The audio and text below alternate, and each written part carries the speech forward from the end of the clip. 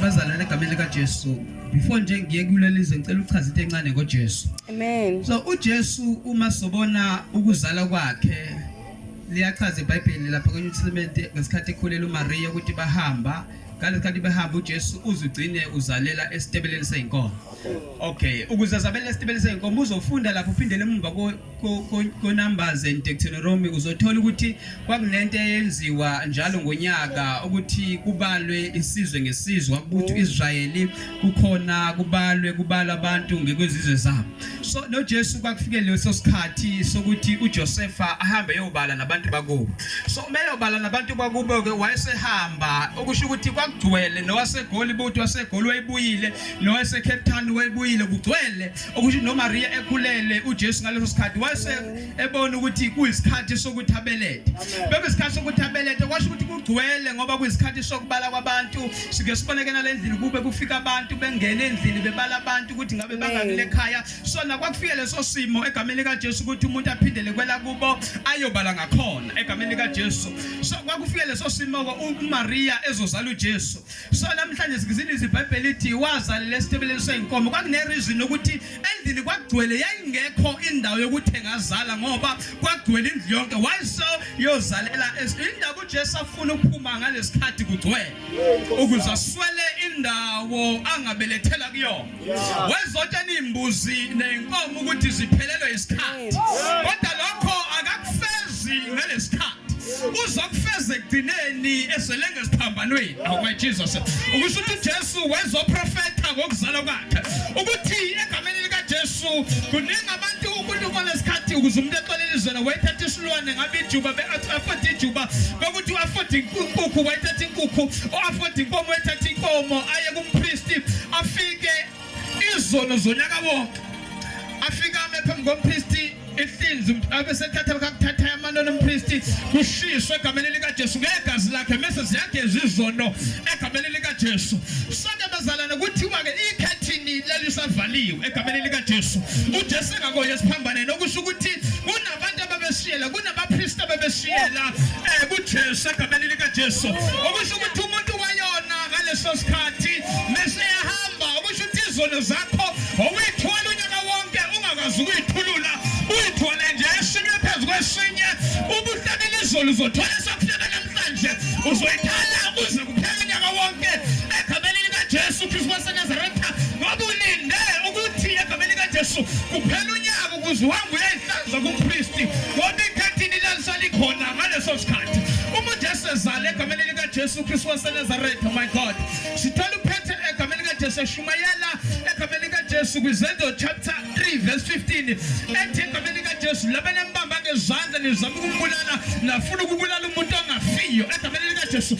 uJesu lesizwe kubabili kuthiwa wafa kanti uJesu kanti akafi umuntu ongafi ukuthi kuphela kwabeka impilo yakhe phansi ukuze kusindise wena egameni likaJesu.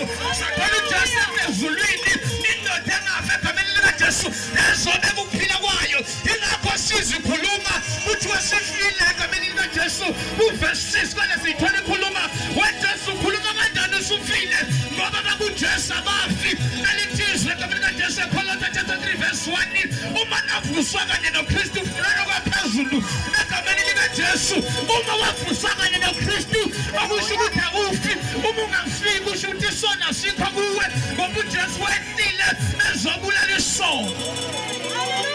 Ngesikhathi futhi uJesu kwangafiyela kodwa kwakufiso sibuza uJesu athandaza eGetsemane kuphuma igazi egameni likaNathi baba mandlula esitsha kungabe intando yami ngoba wayebuka izono ukuthi ziningi izono zalabantu zingaze ziqabanise nawe zingenza zimkhalele egameni likaJesu. Kanti wazi ukuthi kuzofika leli xesha lokuthi egameni likaJesu ababulali bagcwale kuye abafekayo bagcwale kuye abathukayo bagcwale kuye egameni likaJesu.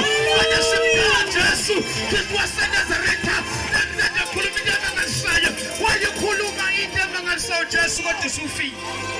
Okusho ukuthi uJesu wayengafwe besikhathi kukhona laba afa ngesikhathi sikaNoah uJesu engabafika yavulela bona ukuthi laba ngoba bayitholangi ngakhe bhekisa ikhanda phansi wayebalasha eyalandela babashona singabafika isikhathi sethi nabo bayadingeka kusweni ngoba bayitholangi ixesha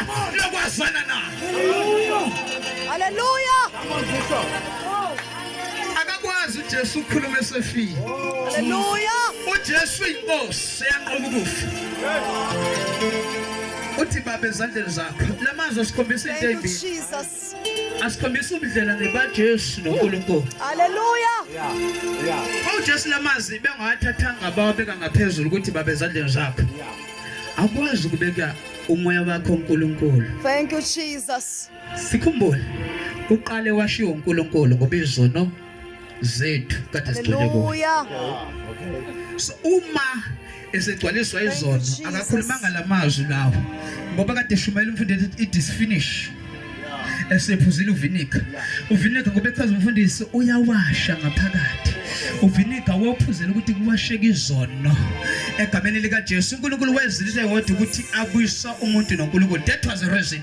Ingakho uNkulunkulu ebekezelela ukuthukwa wenamandla ngisho nalaba ababekhitulo ngayo ukuthi akabulawe ngoba bembona abaJuda nabaFarisi kuwumona. Nabe bakhulekela uthi baba bathethelele. Okuwabona nje lamazwi ukuthi kunamazwi amathathu akhuluma kwawo noNkulunkulu. Bese lamanye uwabhekise ebantwini. Okusho ukuthi uJesu uma ngesophindele imbuzalane. Ufuna si understand lento ngoba abanye abazi nokuthi uJesu wabethela kwakesikhashini washona ngesikhatsini. Ngesikhathi uJesu ezobethelwa. Hallelujah. Umfundisi ushumayele umfundisi kwathiwa lapha ngehora leshiya galolo yokusho is 9 o'clock. Amen. Kodwa sithola uJesu uma ufunda ukuthi wabethela from 9 o'clock to 3 o'clock 6 hours sesiphambanweni. Ngoba wena nje usuzenzela bekuthi ijolo uyijolele kodwa kunendoda yale nga4 6 hours izobhlungu bakho. Ukuthi hleba nje ukhipha umzalwane uyakwenzela lokho. Kodwa kunendoda yale nga6 hours lengela wena ukuzosindisa. Hallelujah. 6 hours ilenge siphambane ezobhlungu. Ngesikhathi ezala sikhumbuleke bazalane kunento ekuthiwa ama time zone obafunda igeography. Amen. Ama time zone ala eSouth Africa athi +2. Umuzwa yakoda kwaIsrael uzwafika ehlukile kunala. Ingakho uzwa kukhulunywa ngokuthiwa ngeshiya lesigalo ngeshumi leshiya galolunye okusho kwaku 9 o'clock ngaphona nothina. Amen. Okusho ukuthi egameni lika Jesu ngesikhathi kuba mnyamezeni was 12 o'clock ubuzolithatha ulise kusikhathi sala. Yenzeka lento kwaku 12 o'clock emini. Amen. So bazalane cabanga uJesu ukuthi kunamazwi abakhulumayo lamazwi lawa mathathu wabhekise eNkulunkulu. uJesu uqala ngokuthi baba bathethelele. Amen. Uyaphinda uzothi baba ungishiyelani na. Amen. Uzophinde kuvaleni uthi baba ezandleni zakho ngiyabeka moya. Hallelujah. Awushithi Jesu lamazwi lawa wememezulu ukuthathu bezulu ukuthi abuhlangane bonke. Hallelujah. Ukuthi angwasi bungahlangene ukuthathu bezulu bonke. So uyabona ukuthi lento le ubuyifunda kahle ujula ngayo. uJesu wahlala isikhathi eside siphambanweni. Amen. Kodwa kulesikhathi eside kusho ukuthi kwakunesikhathi se-silent. Hallelujah. Ngoba uJesu akakwazi ukuthi 6 hours ukuthi ngakhuluma amazwi ayisikhombisa. Yes. Kodwa laba bebethela singeza ukuthi mhlambe ayengafika ngisho na 1000 amazwi bebengakakhuluma. Ingakho uma msengano meqala ethi uJesu wathula ngoba wathula njengevu phambi kwabagundi bakhe. Amen. uJesu lamazwi wonke yindaba uJesu ekhathe ethandaza esiphamba ethandaza iGolgotha noma ethandaza eGetsemane singakhonjiswa wonke umthandazo uthandaza. Yes. Ingoba lamazwi avezwa asicelela nabe befuna ukuthi afe abakwazanga kwavimba ukuthi ashicelele phansi. Okusho ukuthi kunabantu abazokwenza kodwa abakwazi ukuvimba uNkulunkulu ukuthi ukwazi ukuphumelela. Hallelujah. Kunabantu abangenzeka ukuthi bacindezele kodwa abakwazi ukuvimba isikhathi sikaNkulunkulu. Hallelujah. Kunabantu angenzeka bamelene nawo kodwa abakwazi ukumelana necebo likaNkulunkulu. uJesu ukhuluma lamazwi ucindezelekile uzubhlungu. Uthi kulifunda kahle kukhona amazwi uthi wayengasho kuba bathi thumela ingelosi zamakhulu zibaqede. Kodwa ngenxa yokubuka isono sakho namhlanje ngoba ususinde isono uzubhala u4. Namhlanje uJesu weze ukuzobulala sona. uJesu wezele kodwa ukuzobulala isono. Uthiwa lapho phomegazi siphambaneni. uJesu ngakho before afa. Angithi ngithembe ngiqala uJesu weza. Thank you, Jesus. Uzothi igazi lembuzi nelenkomo seliphelele lesikhathi. Amen. ingakho mase before afa bayambona ukuthi ngathi sefile ngenxa ukuthi igazi lalingakophumi isosha lalingabona emehlweni kusukela lizaliwe Amen. laselithatha umkhonto abanye babejwayele ukuthi baphula amadolo kodwa yena ngoba kunezwi eliprofethayo ukuthi kuya kuphuka ngisho ithambo elilodwa so kwangeke kwazi ukuthi kuphuke imphambo emzimbeni wakhe so ingakho leli social vele lithatha umkhonto lushaya ehlangothweni ngalesikhathi lushaya ohlangothini leli gazi leli ezotshena imbuzi ngalo ukuthi ziphelele isikhathi laseliphuka kuthi uJesu waqeda ngaleli gazi ukuthi ngakanga kube khona umuntu umhlatshelo okusho ukuthi ngaleli gazi wafika waqeda wathenga impilo yakho wathenga neyawo okusho ukuthi uJesu ngegazi egameni likaJesu uJesu kufikeni kwakhe nasekuhambeni kwakhe wathi igazi lakhe linamandla elelwane seliphelele ipower egameni likaJesu ingakhanganya ngesebenzisa lembuzi ngesebenzisa kwabo kodwa qhubeke bhede kwakalisana manje Hallelujah.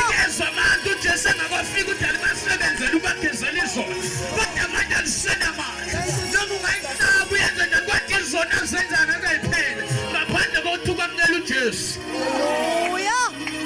uya namandla negazi lakhe ingakho kwafika umhlabelelo ethi ilona gazi elinamandla okwenqoba konke okubi siyabona lenkabe mhlawumbe zihamba zokulela abantu besizothenga noma leyo mbuzi sigeza ukuthi singalandelwa abantu asigezi lutho ngoba alikho igazi elinamandla okususa izona Hallelujah. siphakame sibe ngenyawo Thank you, Jesus. Thank you, Lord. Thank you, Heavenly Father. wayitshela imbuzi ukuthi Thank you, Jesus. alisenamandla kodwa wenza sure ukuthi uyasiqinisekisa ukuthi lento ayenzile noma revelation ayenzile ukuthi azale esitebeleni seyinkomo Thank you, uyayifeza Lord. egcineni kuthiwa ngalesikhathi leli social ihlabo ehlangothini kwaphuma amanzi negazi amanzi oqala buwasebenzisa uyakugeza nawe uzibona ukuthi ungcolile usube clean Thank you, igazi Jesus. lalesi sivumelwano Ay, uqeda ukuphuza uvine kuJesu okusho ukuthi emzalwana wami uma qhubeka wona kusho ukuthi buka lo msebenzi wendoda yale ngasi-6 hours esiphambaneni yawudelela ukuthi sesijwayele ukuthi siye ephasikeni siyofunda amazwi ayisikhombisa kodwa futhi kade ufunda amazwi ayisikhombisa sithi baba bathethelele kodwa futhi kuphume kuzona hallelujah. baba bakwazi abakwenzayo kodwa inhliziyo yami nami ngishilo ngathi abakwazi abakwenzayo kwashumayela ngama ngenyawo kodwa mina kuphela futhi bese ngiphuma naleyo nhliziyo ngoba asiyanga ukuyophenduka sikuyolalela namhlanje ngathi bangakhona nje umuntu oyedwa mina kusukela namhlanje ngifuna impilo enama goqukela amazwi Hallelujah. ngazi ukuthi kunendoda ezubhlungu kunendoda yalimala Thank you, kunendoda yafa Jesus. esikhulwini Thank you, sakhe Lord. ukuthi uJesu wengafuni ngoba kwakumele kubhubhise umhlaba njengesikhathi sikanowa kodwa uJesu ebuka ukuthi wamthanda umuntu kangaka wehla Thank you, Lord. awucabanga ukuthi uJesu wathanda izwe kangakwazi wanikela ngendodana kodwa wakwazi ukuyishiya ngesikhathi somzimba isimbathwe izono Thank you, zethu Jesus. ngenxa yakho kodwa leli vangeli sesilibukela phansi ivangeli sesenza noma yini ekolo so siphakamisa izandla zethu nje kubazalwane sivalela amehlo thina namhlanje ngiyamfuna lo Jesu empilweni nami ngiyamuza eshumayela futhi ngiwazamile amagazi amaningi ngabona ukuthi akakusebenzela Thank you, Jesus. umekhona esho njalo phakame isandla lekhona phuthumeze ngaphambili ungasabheka umakhelwane namhlanje amadoda kaNkulunkulu ashumayelile nabesifazane bakaNkulunkulu bashumayelile awudlulisa imeseji kaNkulunkulu kodwa ke namhlanje kungenza ukuthi uyaphumela impilo yakhe iphele kodwa usuzwile ukuthi nesinelesi sakhala sathuka umkhumbulo eparadise bekhona nje usho njalo namhlanje nothi mina Nkosi ngiyafisa ukuyibuyisela ko uphuthumeze ngaphambili akusakho ukuthi ubheke umakhelwane ukuthi kuzothiwa wenzeni kodwa kuphuthume ukuze lingakuphuthi leli gazi likwashiza ukwashizona Thank you, Jesus. khona usho njalo nje bazalana laphuthumeze ngaphambili Thank you, Jesus. sizokunika nje ithuba nasahlabelele lemhlabelelo ethi ngoba yilo nakhambi elelapha